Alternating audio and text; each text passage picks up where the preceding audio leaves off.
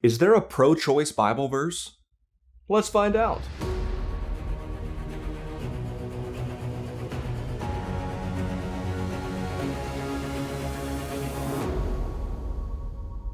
Subscribe and click that bell for all things Bible. The verse in question is Exodus 21:22. If men strive and hurt a woman with child, so that her fruit depart from her, and yet no mischief follow, he shall surely be punished according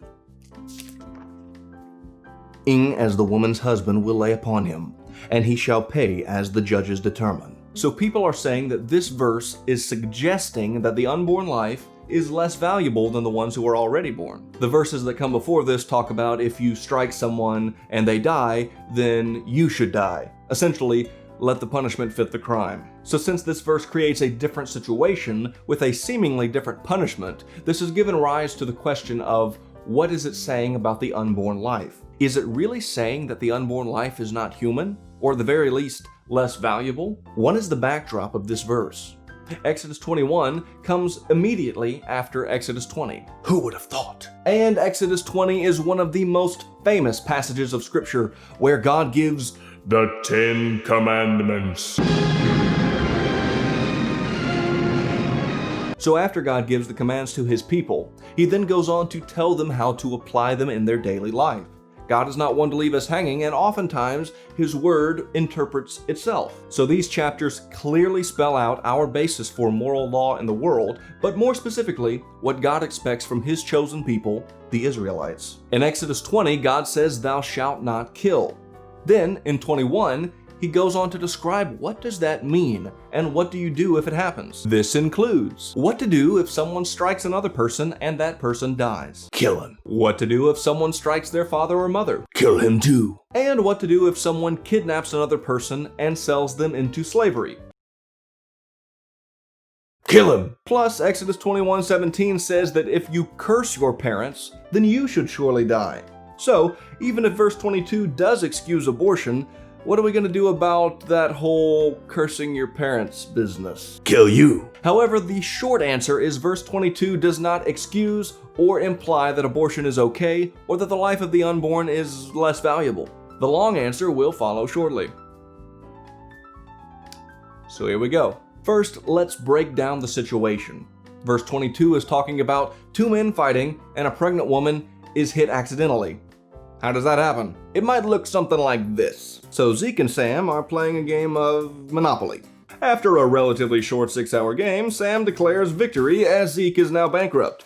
But Zeke lifts up his side of the board, revealing he had a secret stash of money all along. That's against the rules. You didn't say anything when I put a $500 bill in the middle of the board. Many less than cordial words are exchanged and fists begin to fly. Zeke's pregnant wife Tamar jumps into the mix. "Stop fighting, it's just a game," and jumps between the two men right as Sam is mid-swing. He strikes Tamar by accident. Ugh! And she goes into labor. So that's the first part. Two men fighting, a pregnant woman jumps between them, is hit by accident. But what about the next part? So that her fruit depart from her. Many times in Scripture, children are referred to as fruit or seed. The fruit of the womb, the seed of the woman. I could go on. The word depart here is the Hebrew word yatsah, which means to bring forth or to go out. We see this in Genesis 1:12. And the earth brought forth grass and herb yielding seed after his kind. And in Genesis 2:10. And a river went out of Eden to water the garden. So basically, her baby is born. But what about this next part? And yet no mischief follow. The Hebrew word translated mischief is ason. It more or less means harm or hurt. So, in essence, this verse is saying that if labor is induced violently but accidentally, and yet no harm has come to the child, then the man who hit the woman will have to pay a fine as the woman's husband deems necessary and then enforced by the judges. Do not pass go, do not collect $200. Fair enough. Oh, come on. But what if harm has come to the child? Does the Bible say anything about that? Well, God knew you would ask that question, and so he wrote verse 23 just for you. And if any mischief follow, then thou shalt give life for life. And so begins an often quoted passage of the Bible, though not often for the right reasons. Eye for eye, tooth for tooth, hand for hand, foot for foot, burning for burning, wound for wound, stripe for stripe. Sort of a whatever you do to my kid, I'm gonna do to you. Dirtbag. So why has this verse been used to propagate the idea that the Bible deems unborn life less valuable? It really comes down to how the words are translated from Hebrew to English. As most of you know, the Bible was given to us, the Old Testament in Hebrew and the New Testament in Greek. Most English Bibles translate the portion that says, "her fruit depart from her," as gives birth prematurely, in accordance with what those Hebrew words actually mean. However, some translations will say miscarry.